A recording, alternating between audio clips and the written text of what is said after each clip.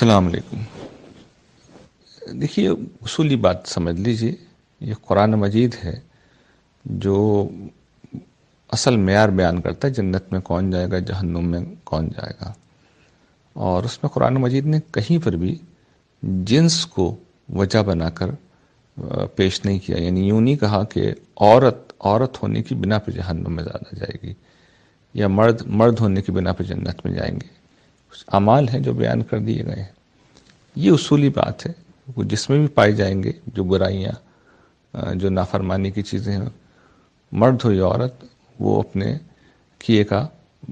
یعنی اس کا نتیجہ بھگتے گا۔ اب یہ جو روایت ہے، اس کو اسی اصول کی روشنی میں دیکھنا چاہیے، کیونکہ روایات ہمیشہ یہ سمجھ لیجیے کہ اطلاقی ہوتی ہیں، انہیں قرآن کی روشنی میں سمجھنا چاہیے۔ اس اصول کی روشنی میں یہ معلوم ہوتا ہے کہ کچھ اخلاقی خرابیاں ہیں جن کی طرف حضور توجہ دلا رہے ہیں، اور وہ محسوس ہی ہوتا ہے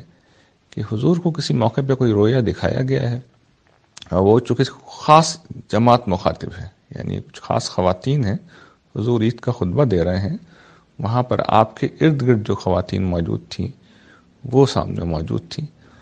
اور ان کو حضور توجہ دلا رہے ہیں۔ تو اسی پس منظر میں حضور کی ایک بات ہے، وہ خالص مقامی مسئلہ تھا، اس کو حضور زیر بحث لے آئے، اور یہ وہاں پایا جاتا ہوگا، یعنی وہاں پہ یہ مسئلہ موجود تھا،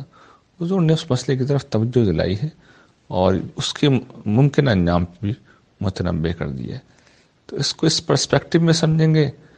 تو ہم دیکھیں گے کہ ہمارے اندر تو یہ خصوصیت نہیں پائی جاتی، اور اس سے اگر کوئی آفاقی ضابطہ نکالیں گے کہ جہنم میں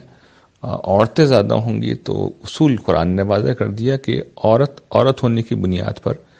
جہنم میں نہیں پھینکی جائے گی، وہ اعمال ہوں گے۔ اگر فرض کیجیے عورتیں زیادہ یہ اعمال کر رہی ہیں،